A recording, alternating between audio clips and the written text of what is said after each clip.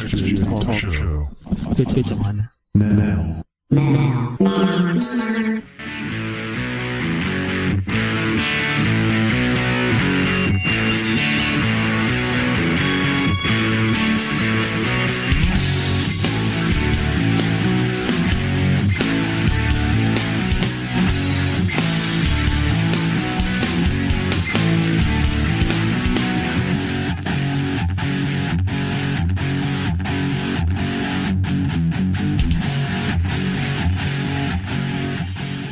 Well, good evening, boys and girls. This is Mudderoy, and first name is Tony, but Mudderoy on xjtalk.com. xjtalk.com is a site about Jeep Cherokees, not the Grand. We don't begrudge the Grand, but we don't think it is. I'm going to talk a little bit more tonight about blown head gaskets and, boy, how they're adding up. But I think it'll be nice to actually have a resolution to some long-time overheating problems. At least that's what I'm thinking now. Well, we'll find out more about what I'm thinking here in a minute.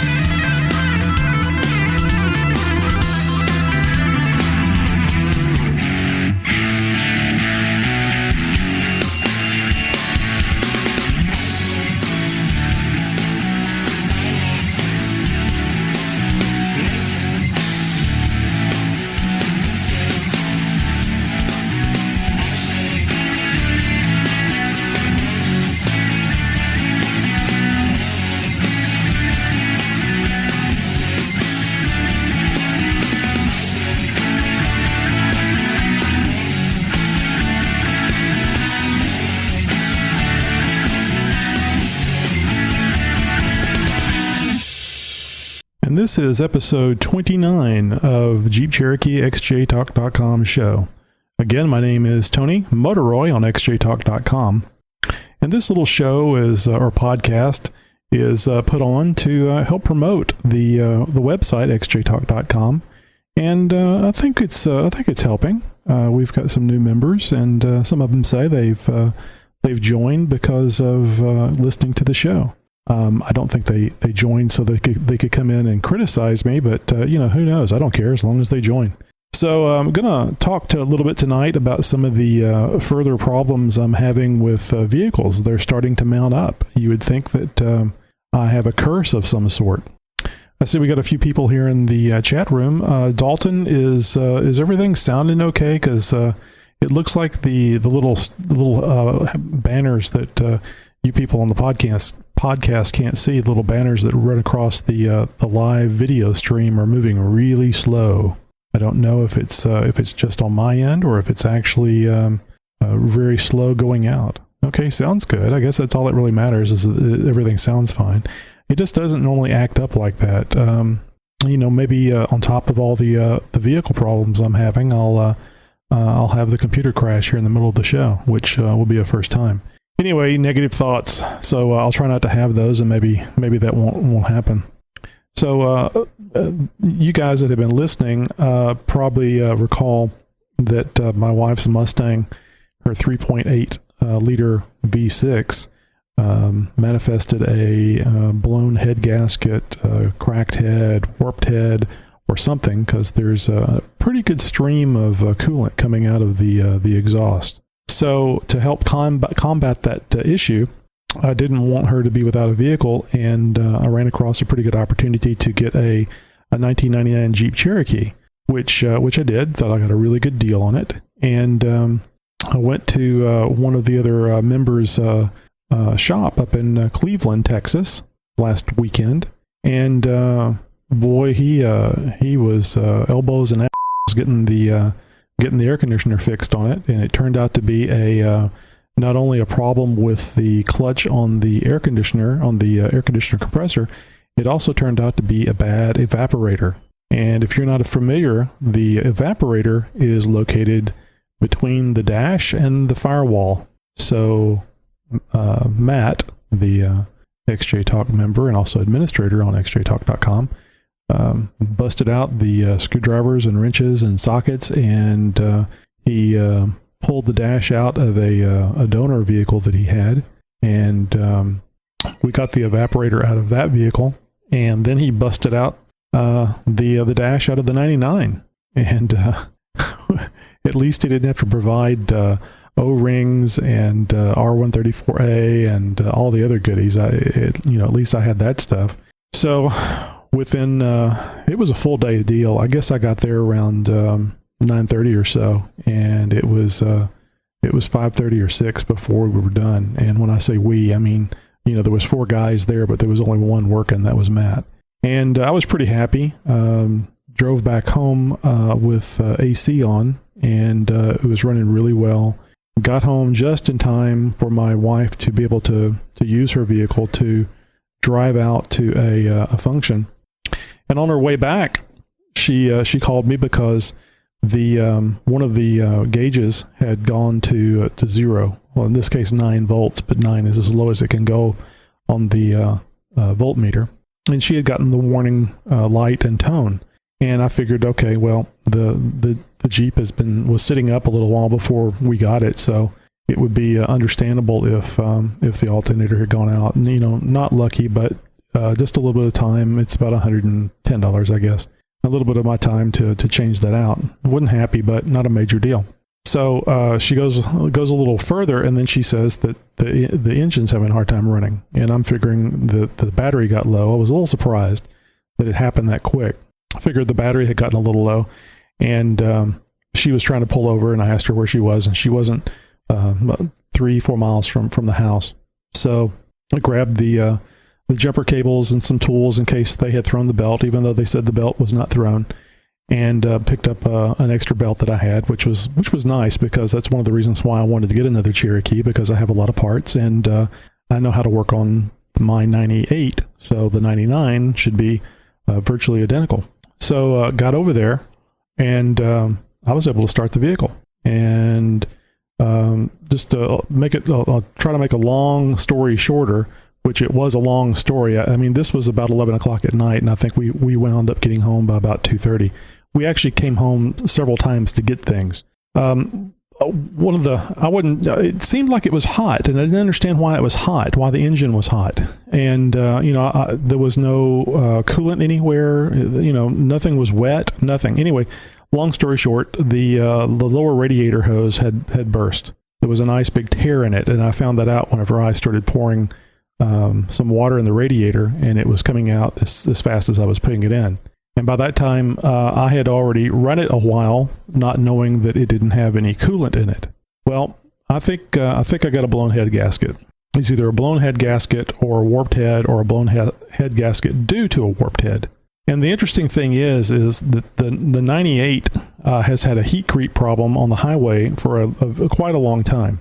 And it manifests itself a lot like what the 99 is doing.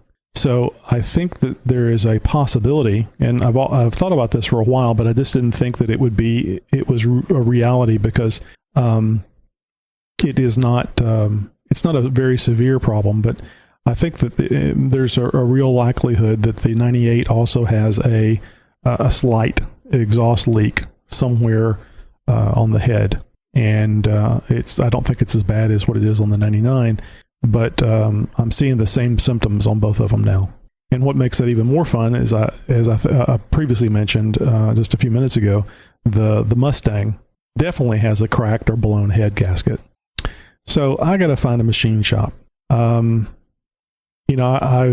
built engines. I've built 2 engines before, but that was when I was much younger. And I don't know, maybe I just wasn't as concerned about failure, because it was just something I did, and it all worked out just fine. So I'm actually kind of relieved, because if this is if this is the problem with the 98, then all this effort and time that I've put into the 98 trying to get this heat creep problem fixed will be solved. And it potentially could be solved for less money than what I've spent on, actually about the same amount of money that I've spent on a 3-core radiator. Because it looks like it'll cost between $50 and $100 to have the head milled if necessary, which it may not be necessary on the 98, but it probably will be necessary on the 99 because I saw some pretty good stream of bubbles, which, by the way, I posted up on XJTalk a video of the bubbles I saw coming out of the radiator. Now, the interesting thing about this is the Mustang, the 96 Mustang, the 98 Cherokee with the 4.0 liter, and the 99 Cherokee with a 4.0 liter two of them, I feel pretty confident, have head gasket leaks. None of them show any indication of water in the oil or coolant in the oil or chocolate in the peanut butter. Some of you guys don't get that. That's an old Reese's chocolate peanut butter commercial. Hey, you got chocolate in my peanut butter. Hey, you got peanut butter in my chocolate. And then they, enjoy and have mad passionate sex. And I'm sorry, that's a different version. But so anyway, hopefully, for $180 or the Felpro gasket from O'Reilly's is $79.99 or whatever. And that's the head gasket, the intake gasket, and some other odds and ends there, valve cover gasket as well. So, I don't like the idea of doing something that's going to mess things up. But it's not like I haven't done this before. I'm just a little nervous about doing it again. It's just so critical monetarily. It's so critical for it to go right. So I'm a little nervous about that aspect of it. But I know I'm capable of doing this stuff. I just the only thing that I need to check into, obviously I need to get the field service manual so I can check and see exactly what it says about the head bolts, which I think it's okay. You can reuse the head bolts once. And probably to be safe, and depending on what it costs, I'll probably get some head bolts for the 99 and the 98. The thing I don't know right now is whether I should go ahead and spend the money on an exhaust gas kit or not. I saw one on Amazon.com. Well, it's several places on the internet, and it's like $50 for the kit. And I hate to spend $50 on something, but then again, it potentially could save me a lot of work and a lot of money. So yeah, I guess I'll do that. Well, we've got a few more people here in the chat room. Let's see what they think. Has anybody seen the video that I just put up on YouTube and on XJTalk about maybe an hour ago? They're probably not even listening to me. I see they're talking to each other. Let's see. There's Dalton, Torque 1257, VW Full Y, and I thought there was somebody else there. Nope, I guess it's those four and two guests.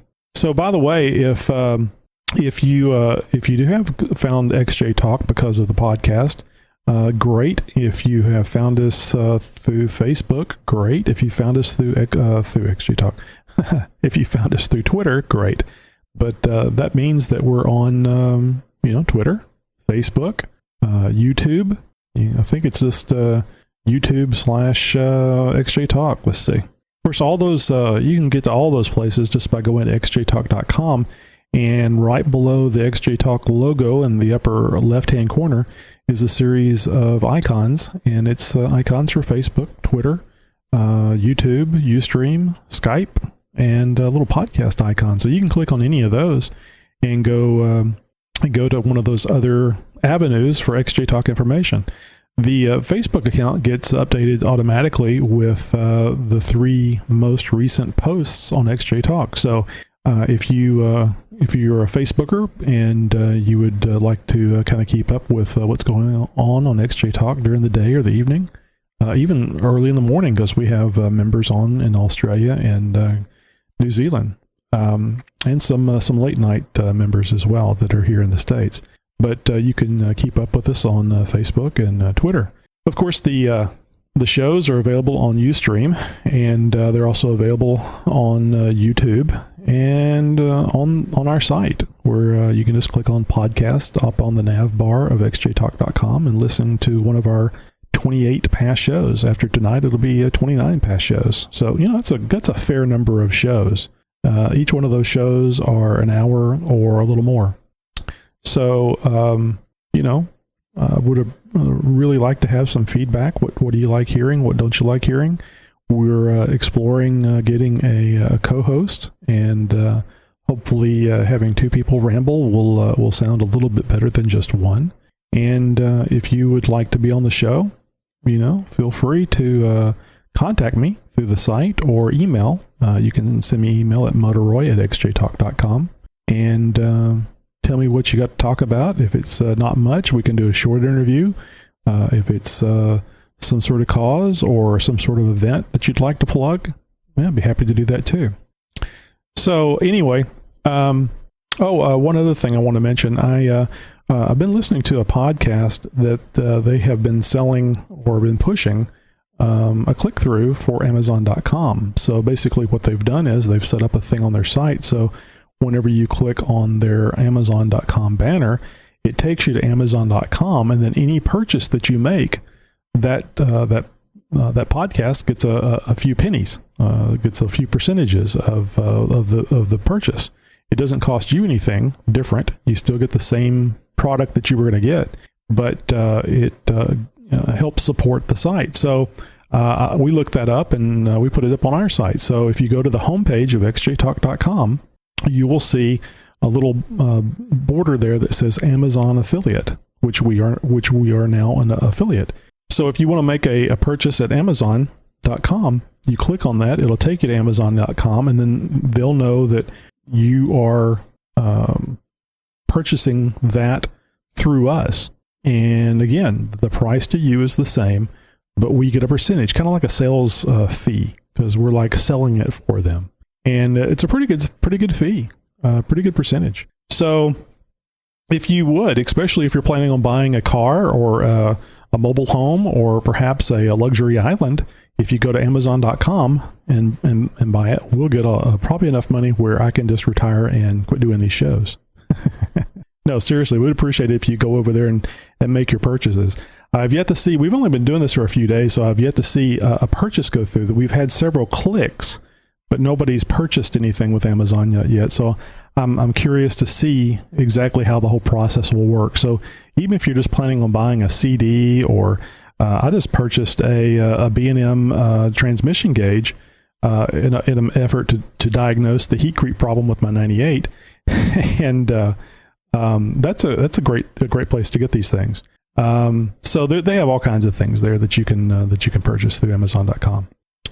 Okay, so anyway, it looks like I'm going to be doing a head job, and I think while I was talking here, I've pretty much made up my mind to spend the $55 or whatever it is to get the exhaust gas kit, so I can test the 99, the 98, and I don't think I really need to test the Mustang, but if I got it, I'll probably do that as well.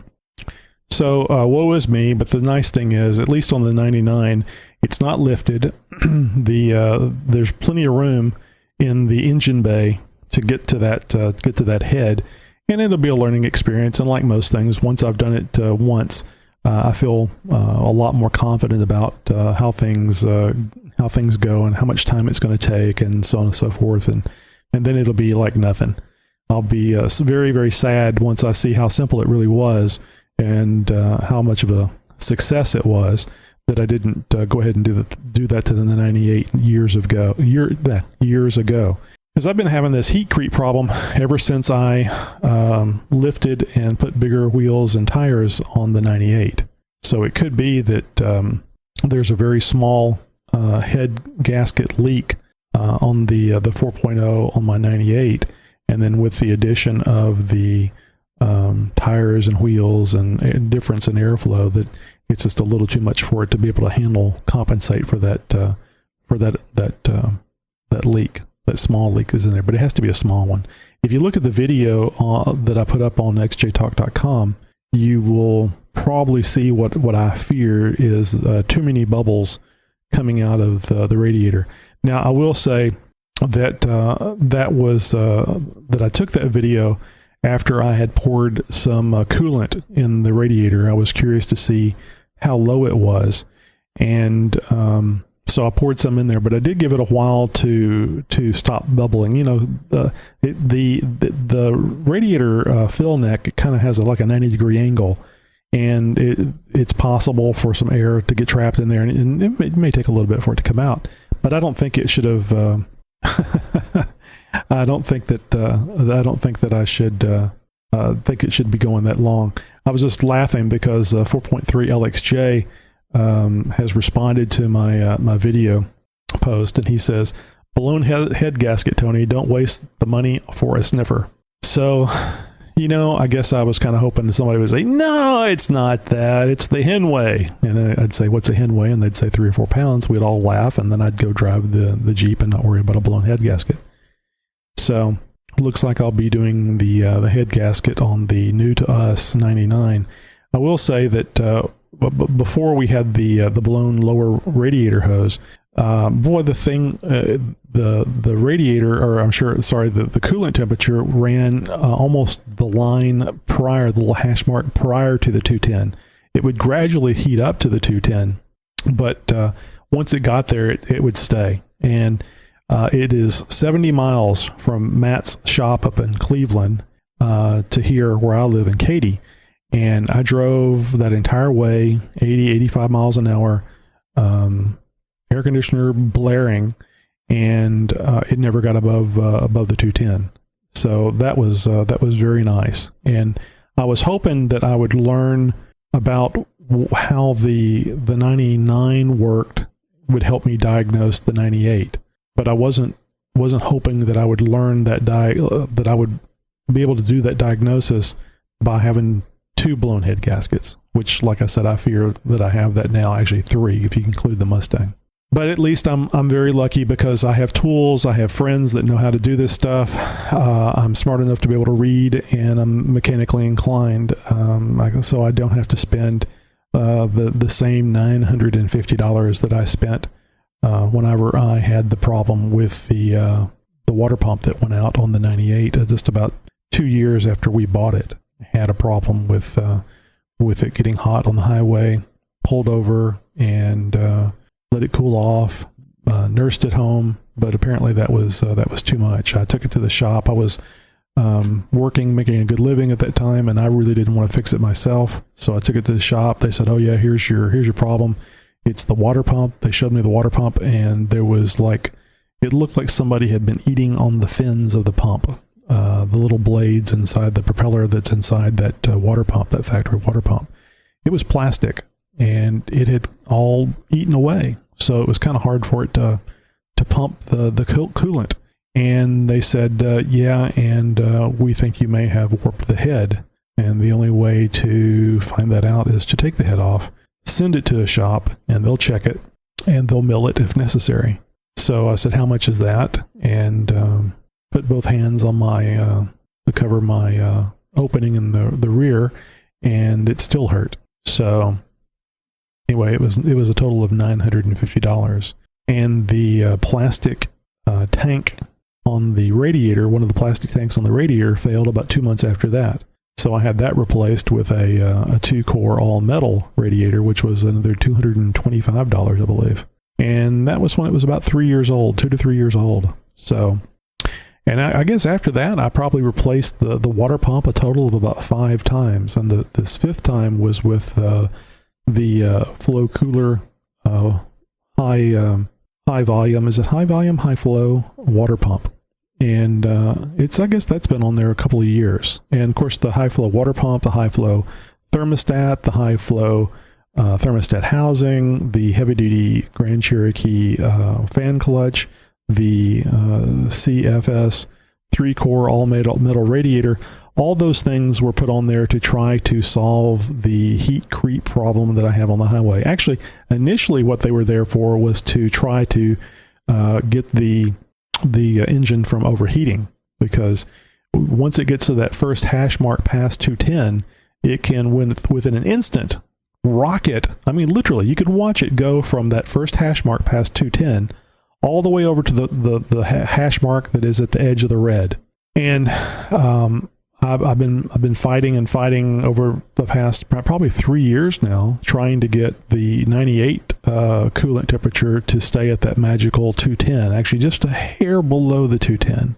So with this information on the 99, I probably have my answer. And unfortunately, it won't be fixing one head gasket; it'll be fixing two. The bright side is that it's a relatively easy thing to do. And although Matt told me you have a 50-50 chance of having problems with the bottom end of an engine anytime you do the head work, and I don't know why that is, but I think that's something that his dad found out from years of experience. So that makes me nervous because if you take two Jeeps and you do the heads on both of them and you get a 50-50 chance both times, well, that means you got a 100% chance of one of the engines failing. But oh well, you do you do the best you can do and hope for the best. So anyway, if I didn't mention at the start, I meant to. It's up on the screen. I don't know if it's scrolling properly or not, but if anybody would like to call in, you can call in on our landline number, which is 530-675-4102. 530-675-4102. Doesn't matter if you have anything to talk about. You can just call and say hi and, I don't know, ask some questions, talk about blown head gaskets, just keep it automotive related. And that's just a joke. You can talk about whatever you like. Or you can call on Skype. Skype is better because of the sound quality, and it's free. If for some reason you don't have unlimited long distance and the 530 is not a local call for you, just put your number up in the chat room and I'll call you, because I can call anywhere in the continental United States for the same price that I pay for everything else. But if you want to call via Skype, and that's from anywhere in the world, you can call xjtalk.com. That's a lot easier to remember than a phone number, isn't it?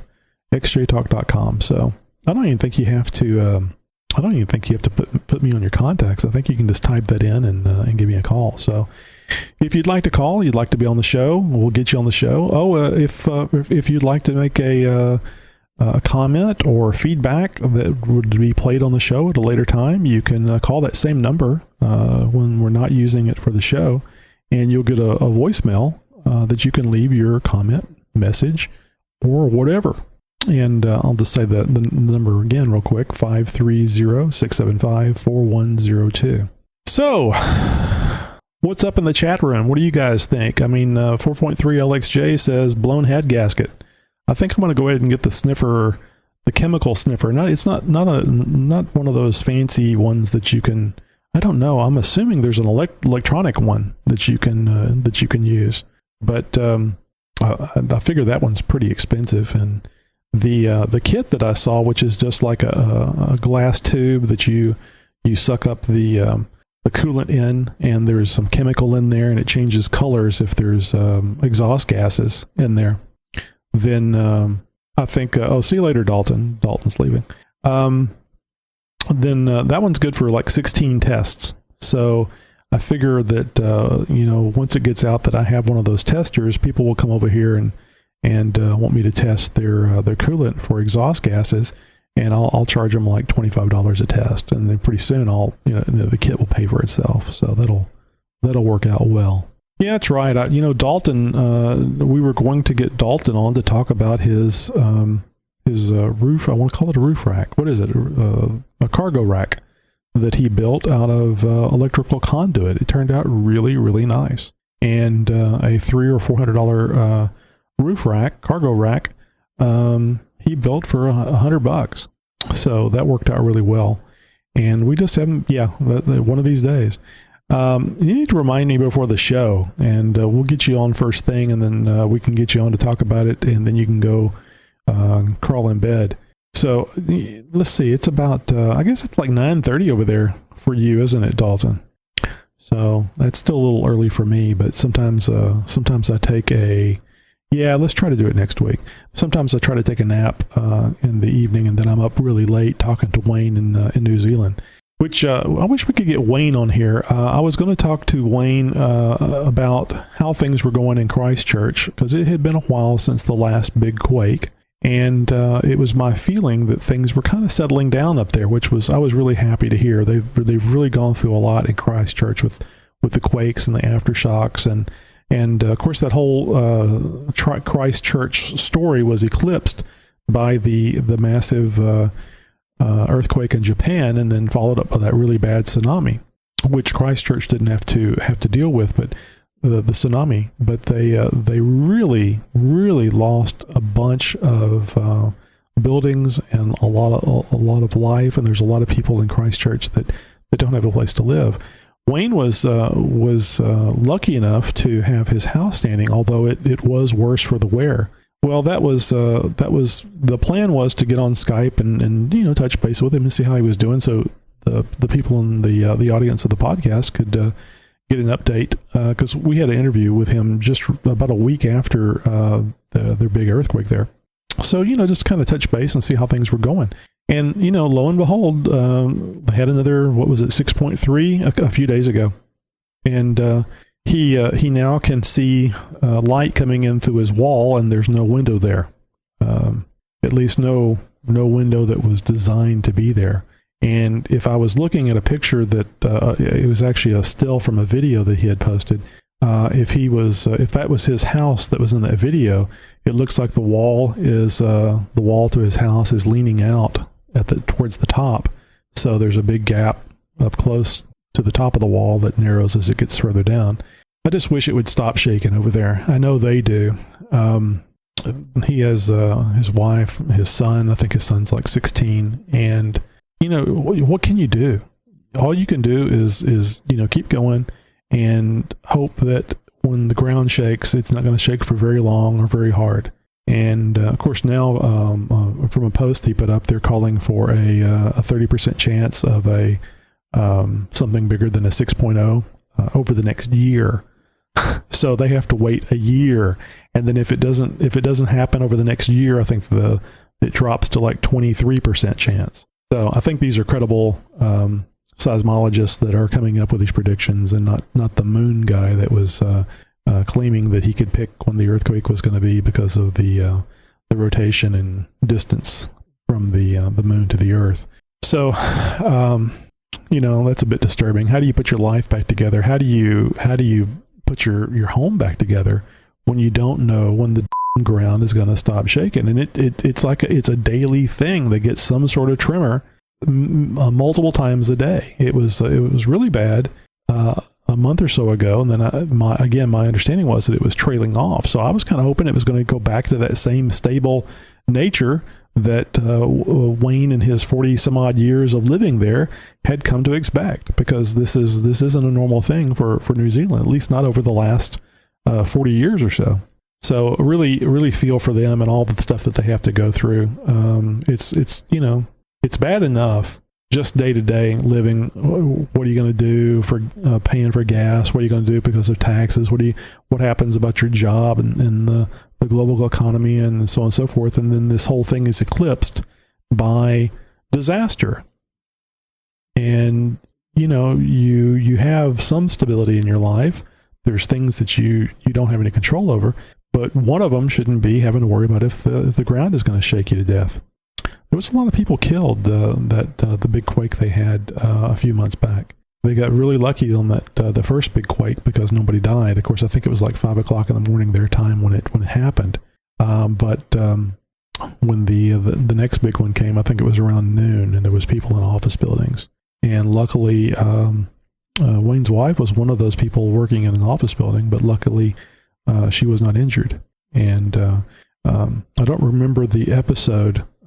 The show episode. It was one of the first ones. If you look in the show notes on the podcast, you can find out which one it is.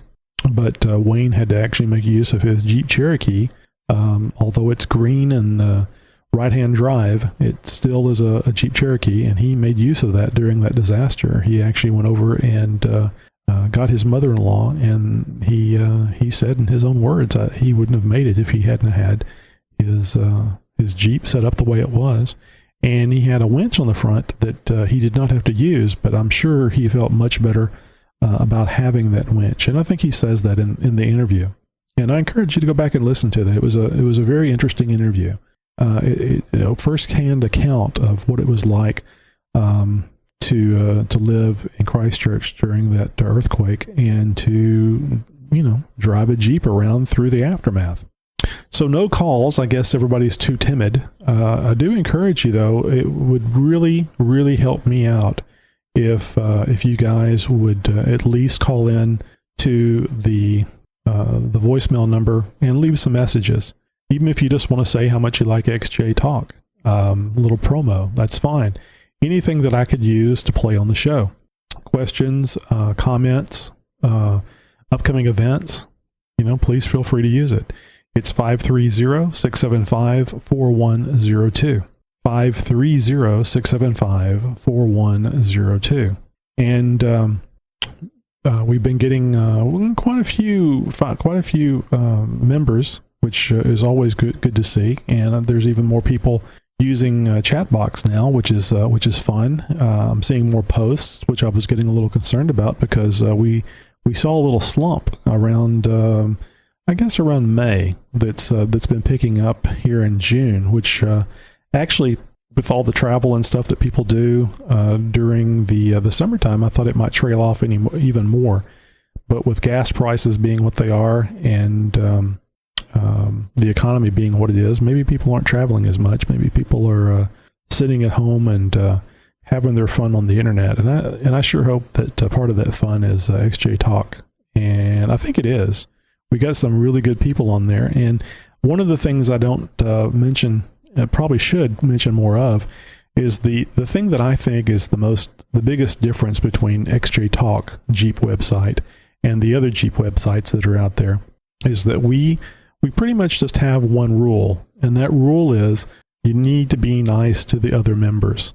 You need to be nice to the people that are posting questions that might get flamed on other sites. That's our one major rule. And, there's always rules, but that's the one that we talk about. That's the one that we really want people to understand. When somebody comes onto the site and they ask a question, I don't care how stupid you think it is. If it upsets you that bad, don't respond to it. Just ignore it. Because those people don't understand. That's why they're asking, and they need help. Just like we all did at some point. In anything, there was always times that we didn't know something and we had to ask a dumb question. And it's important that people understand that they can ask those questions, and they can do it on xjtalk.com. It was only like 3 or 4 years ago that I started really learning about the Jeep Cherokee. I've had this 98 since 98. But as far as off-road and how it goes together mechanically, I only started really learning about that whenever I started doing repairs to it. So a lot of the questions I had were very new and basic questions about how the Jeep goes together. And now I've got a pretty good idea. I mean, there's still things I don't know. And luckily, I have a website that I can go to and ask questions without the fear of being ridiculed. Okay, well, they poke fun at me, but it's a friendly kind of poke. It's not, did you search? Did you search for that answer? We've answered that question 49 times, and I don't understand that. I mean, I understand people get frustrated, and they get frustrated by simple questions that are asked over and over and over and over again. But the thing I don't understand is why they feel like they have to post their frustration to this person that obviously doesn't know the answer. Just ignore them.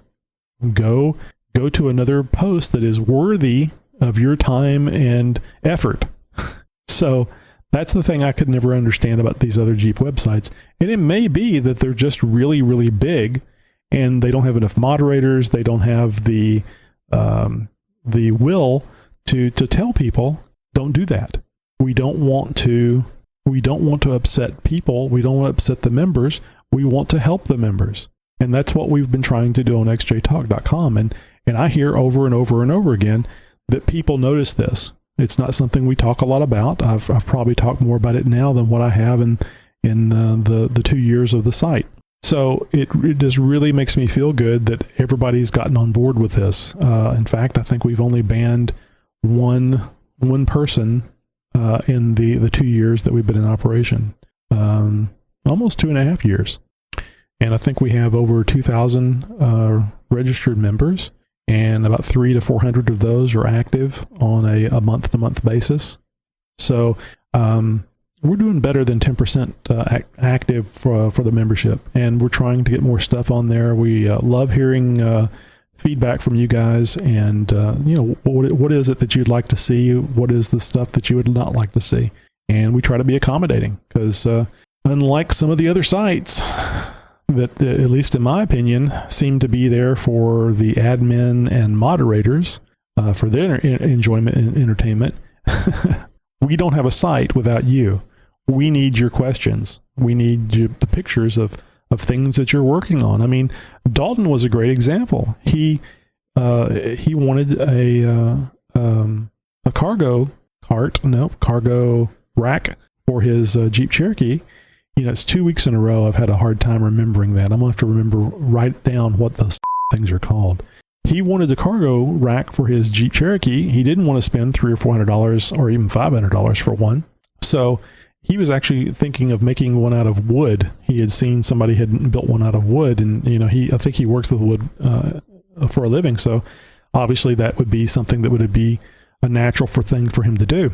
But he switched from that to a metal application by going and looking and seeing the electrical conduit that was available at, I think, Home Depot. And he came up with a really, really nice solution.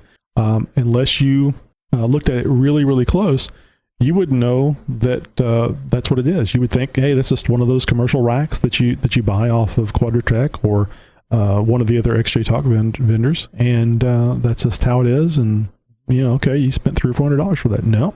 I built it myself out of electrical conduit, painted it black, and attached it to my Jeep for $100.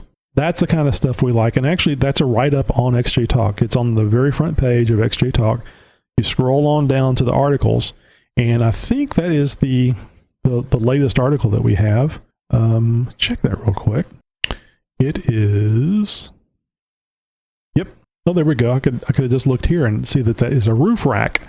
Homemade roof rack without welding. So you guys that have welders, that's great. I don't have one. That's one of the things I want to get, because there's some stuff that I want to be able to make. And especially now with a second Jeep Cherokee, I might want to make a few odds and ends for it, since I bought everything for the 98. If nothing else, just to have that experience of building those. It'd be nice to build some sliders for it. But I think it'll be down the road, but I think I'm going to get some of the detour stuff for the bumpers, the tailbone for the spare tire, and then the backbone for a winch on the front. I don't know how happy my wife will be with all that, but she likes the 98. I just don't, I don't know how she feel driving around in one that looks similar to it. Well, let's see what's going on here in the chat room. I have a tendency to get on a rant and not read what's happening. Sometimes they mess with me and get me off my train of thought. Let's see. So what are you guys doing? I see some talk about tents. That's what I was telling Wayne with all the shaking that was going on over there. I told him I think I might be inclined to get a tent and be outside, where if the tent falls on you, it doesn't hurt you. This you off. Oh, okay. So VW Full Y says he's going camping this weekend. Not looking forward to putting gas in the V10. I bet. You should be taking a Volkswagen. That would be better on fuel. That's one of the things. VW Full Y says it'll make me miss the pop-up pulled by the XJ. I'd like to have a pop-up camper. I think that'd be really cool. I just don't have any place to keep it. Yeah, that's a sad thing about living in a subdivision and not having any kind of access, wide access to your backyard. You can't have a boat. You can't have a trailer. You can't have a pop-up trailer. None of that stuff. And then you got to spend, I don't know, $40 a month for a storage location so you can store it someplace. I mean, not only do you have to buy the trailer or the boat, but you got to buy a place for it to live. So, man, it's just, I don't know. I was kind of hoping that in my career, which was going well several years ago, and I'm pretty sure we would not have been my goal was not to be in the subdivision. I wanted to live in a nice subdivision in a nice school district for my 2 young girls. And then as they got older, maybe move to a location where they could still attend the school they were attending, but not be in a subdivision, to have, a half acre, an acre more, if possible, and have a nice house on some nice acreage, and have things like trailers and boats and things. But that hasn't worked out. The economy just hasn't been there for that. And well, we all work in the economy, and we know how it has been tumultuous over the last 10 years, 11 years. Because I think it was 2002 whenever my career took a nosedive. That was, I think, a downturn in the economy that happened right after the 9/11 attack, within a year of the 9/11 attack. So, anywho, wow. So, Lizard Runner, he says, yeah, mine runs about $80 a month. So that's your storage location is $80 a month. How big a storage is that? Is it climate controlled, and is there a bathroom and running water and cable TV? Because that wouldn't be bad to live. VW Fullwell Y says, I know that I moved to an apartment a year and a half ago, and everything from my garage is an $120 a month for storage. Wow. I can't believe they get... Well, I guess I'm a little out of touch. That's a pretty good size place, though, isn't it? 20 by 20. Lizard Runner says no climate control, but it's 20 feet by 20 feet. I guess that's not so bad for $80 a month. Do you have any problem with people breaking in or trying to break into them to steal stuff? I guess you don't have a sign on the outside, stay out, tools inside. Well, my in-laws, my father-in-law purchased 2 lots, and he's in a neighborhood where they don't have a homeowners association, or at least they're not active. I think if they were active, they would get the crack dealer that's 3 houses down. And he bought 2 lots that he built his house on, so he's got a lot of room, and they are just such sweet people. I mean, they treat me as good or better than my own family. And I had just had it in my mind that if I got a boat or something, I would be able to keep it over there. And I figured what I would do, he's big into fishing and stuff, and I figured what I'd be able to do is I'll keep the boat over there, and if he wants to take it out, he can take it out. Well, I can't remember exactly what it was we were talking about, and something recent came up. It wasn't a boat or anything. I think it was a vehicle. I think my stepson had 2 vehicles at one time or something here in the past. I can't remember exactly what it was, but I suggested that, and this is a grandson, mind you. I suggested that, why doesn't he take that over there and park it in Grandpa's yard? And I heard, oh, no, he doesn't want anything parked in the blah, blah, blah. And I said, oh, really? Well, I was thinking if I ever got a boat, I'd be able, oh, no, he doesn't want anything parked. I was shocked. I was just really shocked. So I guess that's good. I guess I would have checked with him if I had gone out to buy a boat before I bought it, to see if I could keep it there. It's just, when it's family, and the family goes out of its way to make sure that that you're part of the family, there's just some things that you just assume are the way they are. And boy, it wasn't. I don't have firsthand knowledge, but I've just been told that by my wife. So it's possible that I could be misinformed on that, but I don't think so. I think she's telling me true.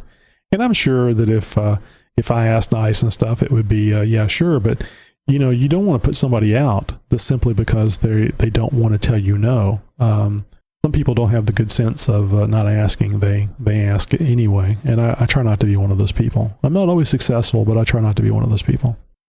Okay, so no calls. The last opportunity to call in tonight. And remember, if you want to call in during the week and leave a message, comment, feedback for the show, just call 530-675-4102. You can send me an email or a post up on xjtalk.com if you're a member. If you're not a member, you can become a member. It's free. All you have to do is answer a couple of questions. your last 10 sexual partners, and your most interesting sexual experience. No, it's a lot easier than that. It's we do have a little stuff on there to try to keep the spam bots out, the automatic spam bots out. So it'll ask you to identify a picture and so on and so forth. But it takes maybe a couple of minutes, if that long, to get registered, and then you can post up. But anyway, you can send me an email, Tony at xjtalk.com or mudderoy at xjtalk.com.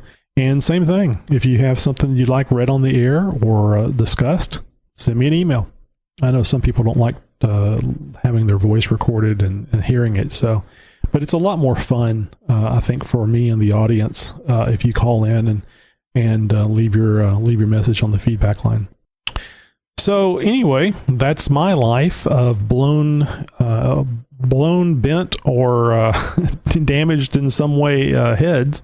Like I said, at least I'm lucky enough to be able to have the skills and the friends that can help me get through it, and I'll feel better in the end that I was able to accomplish it. And again, I'll mention my very, very huge thanks to Matt M.S. Morenberg, at one of the admins at xjtalk.com, for his day-long effort. I mean, it was almost a full 8-hour workday fixing the AC on that 99 Cherokee, and boy, my wife is just very grateful for the AC. The 99 is a very nice vehicle. If we hadn't blown that hose out, just so stupid. And having two problems at the same time, with the alternator going to zero and then the lower radiator hose blowing out. If I had seen some coolant or smelled some coolant, I would not have let it sit there and run, thinking I was trying to charge the battery. So I think the alternator may still have a problem, but the belt was loose from us changing out the compressor last Saturday. So I tightened up the belt with my little graduated thumb that I got from O'Reilly's, an actual belt tensioning tool that measures the tension on the belt, and have not seen the problem with the alternator, even driving around the neighborhood with the lights on and the AC on, which is what she was doing that late that night, coming home with the lights and the AC on. So I think that problem's resolved, but we've generated another one in the process. Oh well, live and learn. So until next week, Wednesday, 8 p.m. Central Time, we'll see you then, and have a good week. Don't blow a head gasket.